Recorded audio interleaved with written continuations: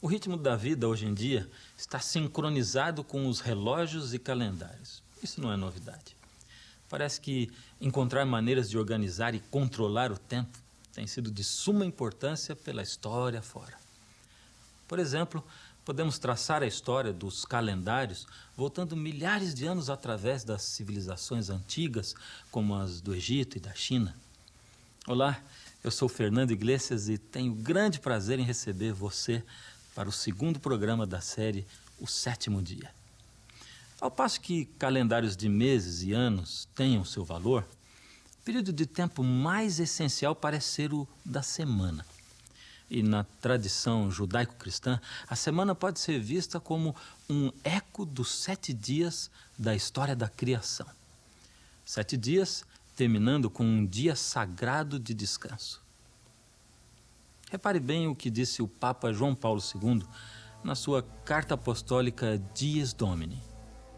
O sábado foi interpretado como elemento qualificante naquela espécie de arquitetura sagrada do tempo. Ele nos lembra que a Deus pertencem o universo e a história. A referência de João Paulo à arquitetura sagrada do tempo apoia a asserção bíblica de que o ciclo semanal de 7 dias foi designado pelo nosso Criador. Por isso a semana se diferencia de outras unidades de tempo. Consideremos a estrutura do tempo. Cada um de nós administra o tempo independentemente. Todos temos um passado.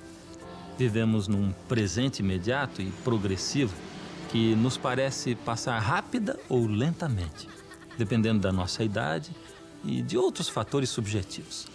Mas o futuro é um mistério. Para você e para mim, o tempo é diferente. Para poder coordenar as nossas atividades, precisamos de pontos de referência externos.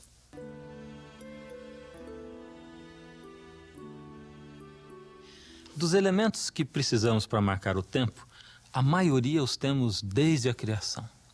A história bíblica define o dia como um período de trevas e luz, tarde e manhã. Isso se deve à rotação da Terra sobre o seu eixo. As unidades mais exatas do tempo, horas, minutos e segundos, são simplesmente frações do dia, isso é óbvio. O ano é o espaço de tempo determinado pela trajetória da Terra ao redor do Sol. O mês está baseado imprecisamente no ciclo completo das fases lunares e ajustado para que 12 meses constituam um ano. Já a semana é uma questão bem diferente. À primeira vista, é um espaço de tempo arbitrário, não relacionado com nenhum fenômeno natural.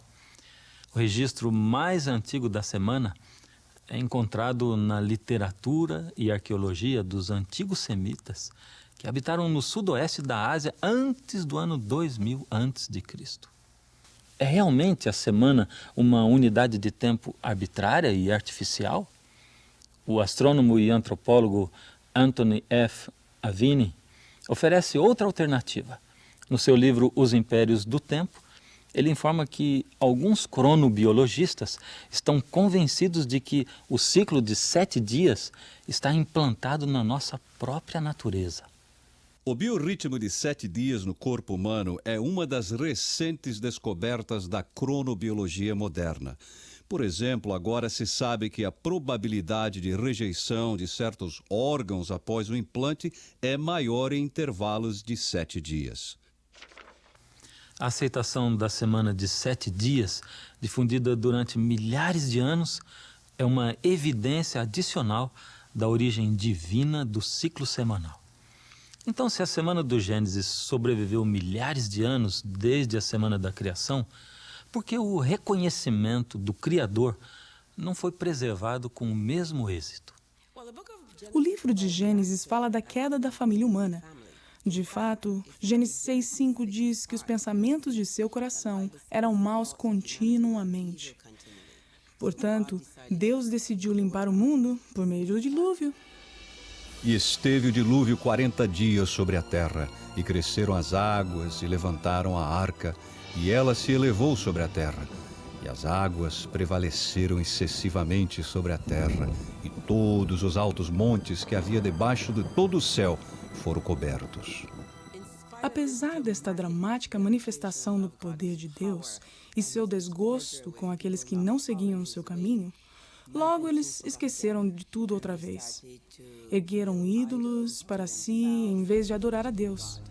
E o conceito do ciclo semanal, com seus 6 dias de trabalho e o descanso do sábado, foi esquecido. Além do mais, incorporaram um ciclo semanal à astrologia, em vez de lembrar-se do Deus da criação. Por volta do ano 2000 a.C., vivia na cidade de Ur dos Caldeus o homem tido como um dos principais fundadores das 3 maiores religiões monoteísticas do mundo: judaísmo, cristianismo e islamismo. Segundo a Bíblia, Abrão, depois chamado Abraão, cumpre um papel importante no plano de Deus para reconquistar a família humana e revivificar o conhecimento do Criador. A religião de Abraão se distinguia em agudo contraste ante as idolatrias e superstições dos seus vizinhos. Ele adorava ao Criador, ao transcendental e invisível Deus, cuja sabedoria e poder eram manifestados pela própria existência do mundo. Ele tinha uma religião de fé, não de vista. Ele se relacionava diretamente com o seu Criador. Segundo o Antigo Testamento, o Deus Criador revelou as regras de relacionamento entre ele e a raça humana nos 10 mandamentos gravados nas tábuas de pedra. Estes mandamentos foram confiados aos descendentes de Abraão, os israelitas, como uma bênção para ser compartilhada com as nações do mundo. Lembra-te do dia do sábado para o santificar. 6 dias trabalharás e farás toda a tua obra, mas o 7º dia é o sábado do Senhor teu Deus. Não farás nenhuma obra, nem tu, nem teu filho, nem tua filha, nem o teu servo, nem a tua serva, nem o teu animal, nem o teu estrangeiro que está dentro das tuas portas. Porque em 6 dias fez o Senhor os céus e a terra, o mar e tudo que neles há, e ao 7º dia descansou. Portanto, abençoou o Senhor o dia do sábado e o santificou. Esse é o mandamento mais longo dos 10.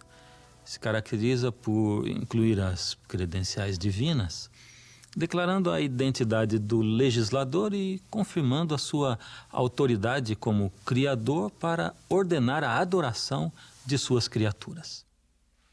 O mandamento de observar o sábado expõe a relação íntima que Deus mantém com a criação. Mostra que Deus não só cria, não só obra para trazer à existência o que não existia, o mundo físico, o mundo natural e tudo que existe nele, mas também mantém uma relação íntima com a criação, tomando tempo para contemplar a totalidade da criação, celebrando e apreciando o que foi criado. No 5º livro da Bíblia, Deuteronômio, se repetem os 10 mandamentos. Dessa vez, o significado do sábado é enriquecido porque está ligado ao livramento do povo de Israel da escravidão do Egito. Guarda o dia do sábado para o santificar, como te ordenou o Senhor teu Deus. Porque te lembrarás que foste servo na terra do Egito e que o Senhor teu Deus te tirou dali com mão forte e braço estendido. Pelo que o Senhor teu Deus te ordenou que guardasses o dia de sábado. Nós participamos da redenção de Deus, tal como Israel participou da redenção de Deus. Porque Deus nos livrou de algo. Ele livrou os antigos israelitas do Egito, do opressor Faraó. Assim também Deus nos livra individualmente da opressão de Satanás e do pecado que nos destrói. As pessoas precisam mesmo encontrar um santuário no tempo, o qual é o sábado. Estamos sobrecarregados e impelidos pelo mundo material e pelas nossas próprias criações materialistas. O sábado torna-se a liberação dessas coisas, da escravização aos produtos, à tecnologia, às finanças, a todas as coisas que nos fazem trabalhar freneticamente para produzir mais e mais. Já que o sábado do 7º dia tem um significado tão rico, e já que é parte dos 10 mandamentos, por que tantas pessoas não observam hoje? É uma pergunta importante, principalmente pelo fato de que muitos reconhecem que esse e o resto dos 10 se referem não só ao povo de Israel, como também a toda a família humana. Como é lei da natureza que, em geral, uma devida proporção do tempo seja destinada ao culto de Deus, assim também, em sua palavra, por um preceito positivo, moral e perpétuo, preceito que obriga a todos os homens em todos os séculos, Deus designou particularmente um dia entre os 7 para ser um sábado, descanso santificado por Ele. O descanso do sábado era obrigatório no Éden e está em vigor desde então. Este mandamento começa com a palavra lembra-te, mostrando claramente que o sábado já existia quando Deus escreveu esta lei nas tábuas de pedra no Sinai. Como podem dizer os homens que este mandamento foi abolido quando eles mesmos reconhecem que os outros 9 estão ainda em vigor? O sábado foi feito para o homem, não para os hebreus, mas para todos os homens. O mandamento do sábado nos revela o quadro de um Deus que deseja estar no coração e na vida dos seus filhos humanos. O grande rei Davi, dos israelitas, assim o entendeu e deu instruções ao seu povo para espalhar o conhecimento desse Deus, Criador, ao resto do mundo. Contai entre as nações a sua glória, entre todos os povos as suas maravilhas, porque todos os deuses das nações são vaidades, porém o Senhor fez os céus. Dai ao Senhor a glória do seu nome e diga-se entre as nações, o Senhor reina. A Bíblia deixa bem claro que o desejo do Criador foi sempre atrair a família humana à verdadeira religião, à verdadeira adoração, a fim de que todos pudessem participar das boas coisas que projetou fazer por Israel. E aos filhos dos estrangeiros que se chegarem ao Senhor para o servirem e para amarem o nome do Senhor, sendo deste modo servos seus, todos os que guardarem o sábado, não o profanando, e os que abraçarem o meu concerto, também os levarei ao meu santo monte, os festejarei na minha casa de oração. Os seus holocaustos e os seus sacrifícios serão aceitos no meu altar, porque minha casa será chamada casa de oração para todos os povos. Não é difícil entender que esse dia santo tem poder para restaurar e solidificar o relacionamento entre o Deus Criador e os seus filhos humanos. Mediante a devoção do sábado, do culto e louvor em apreciação pelo seu poder de criar, esses filhos ficariam ligados ao seu Criador pelo amor e gratidão. Se eles continuassem observando sinceramente o sábado do Senhor, jamais o esqueceriam. E também lhes dei os meus sábados para que servissem de sinal entre mim e eles, para que soubessem que eu sou o Senhor que os santifico. Para os que guardaram o sábado de Deus, esse dia se tornou muito significativo. Esse dia de repouso e adoração concedia a oportunidade de se conhecer mais ao seu Criador, o qual havia prometido fazer deles seu povo santo.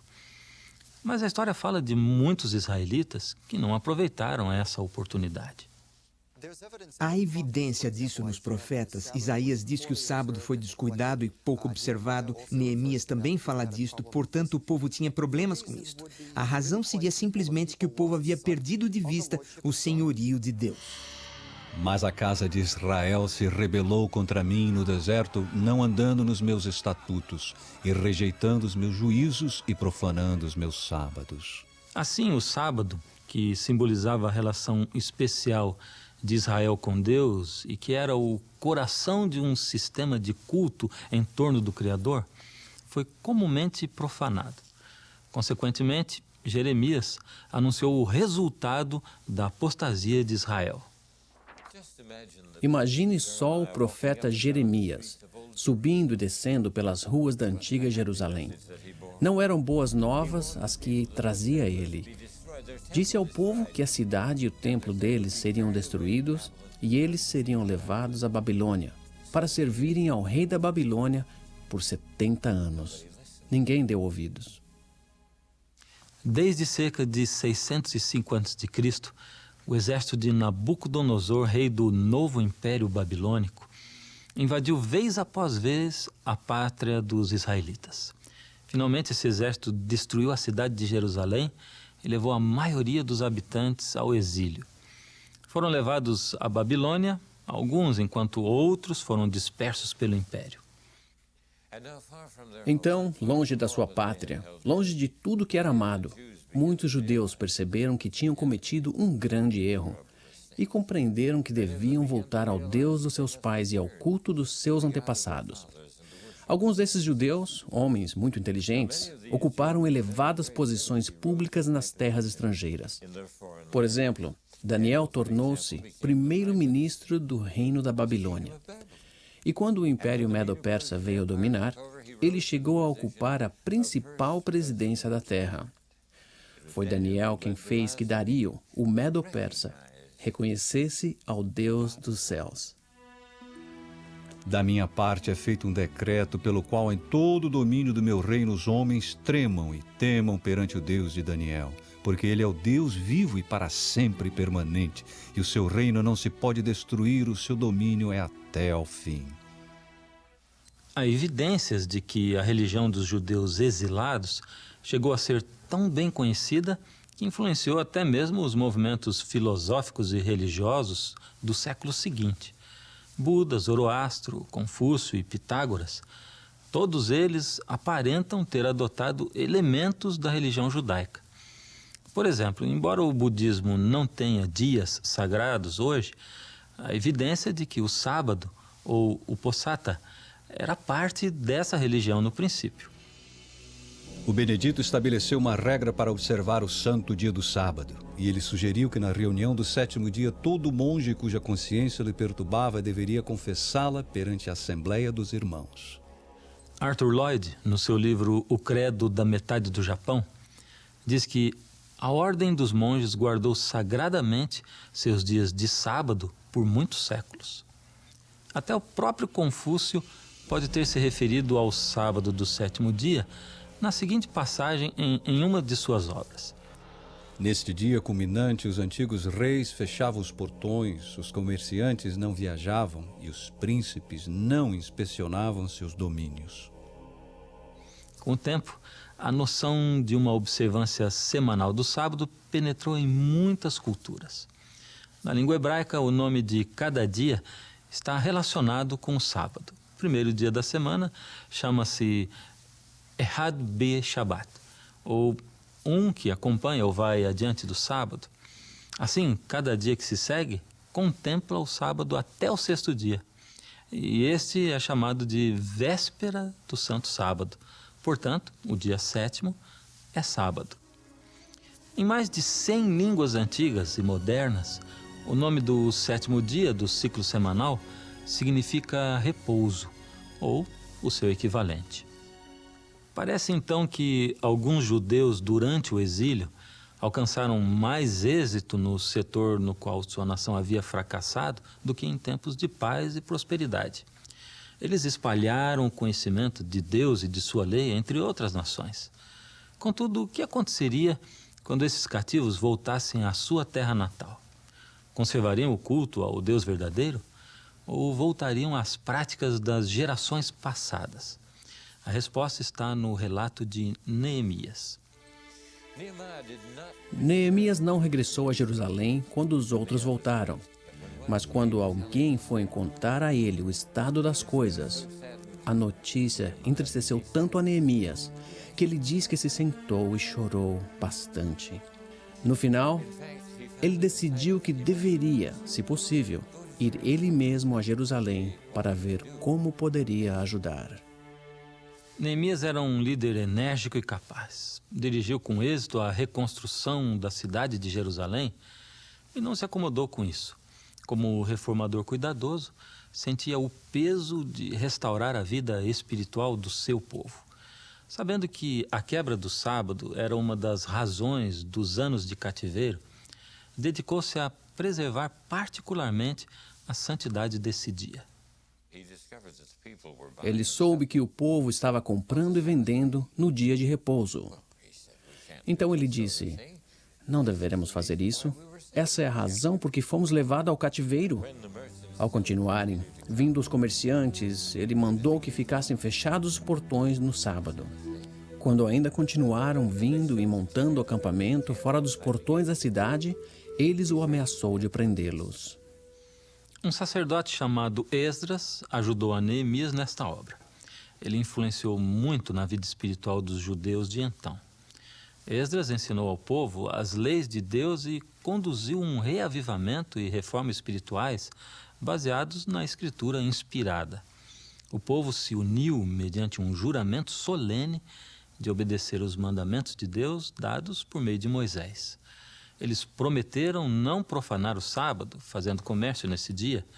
Eles começaram a observar o santo sábado tão consistente e cuidadosamente que guardar o sábado se tornou uma característica distintiva da nação.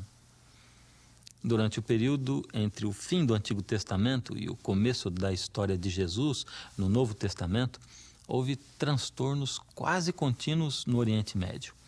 O exército de Alexandre Magno invadiu o Império da Pérsia. Dentro de pouco tempo, o próprio Alexandre morreu e o seu império dividiu-se em facções rivais. A Palestina, juntamente com a Síria, ficou sob o governo da dinastia Seleucida. O rei Antíoco IV é notável pela sua oposição à religião dos judeus. Seus soldados tomaram o Templo de Jerusalém e instauraram nos seus átrios um sistema de culto pagão. Joséfo, o famoso historiador dos judeus, diz que Antíoco quis aniquilar toda a evidência visível da identidade espiritual dos judeus. Então ele mandou emissários a Jerusalém dizendo: eles devem derrubar o altar de Jeová, devem abandonar o culto do sábado. Então os judeus se reuniram e fugiram ao deserto, onde acharam uma caverna que podia acolher a todos eles, sendo estes umas 1000 pessoas. Quando os oficiais do rei ouviram que algumas pessoas tinham quebrado as ordens do rei e fugido para lugares ocultos do deserto, eles os perseguiram em grande número. Tendo-lhes alcançado, acamparam contra eles e os atacaram no dia de repouso. Disseram-lhes: saiam daí e viverão. Mas eles responderam: não sairemos nem obedeceremos à ordem do rei para profanar o sábado. Imediatamente os que comandavam as tropas do rei os sufocaram nas cavernas, porque a reverência que dedicavam a esse dia era tão grande que o temor de violá-lo, mesmo em tal extremo, fez com que eles nada fizessem. Cerca de 1000 foram sufocados, contando as suas mulheres e filhos. O martírio desses judeus patriotas nos dias de Antíoco IV é um testemunho notável do poder de suas crenças. Seu Deus e o santo sábado dele tiveram maior importância para eles que a própria vida. O sacrifício deles foi uma vitória da fé. O Antigo Testamento, apoiado pelas evidências da história, linguagem e cultura, estabelece o sábado como um memorial sagrado da obra criativa e redentora de Deus. Declara que o sábado é sinal de uma relação íntima entre o Criador e aqueles que o adoram. Um dia de descanso e culto capaz de unir os corações dos seres humanos com o do seu Criador. Hoje, para muitos judeus e cristãos, o sábado é ainda o ponto central da vida espiritual e adoração.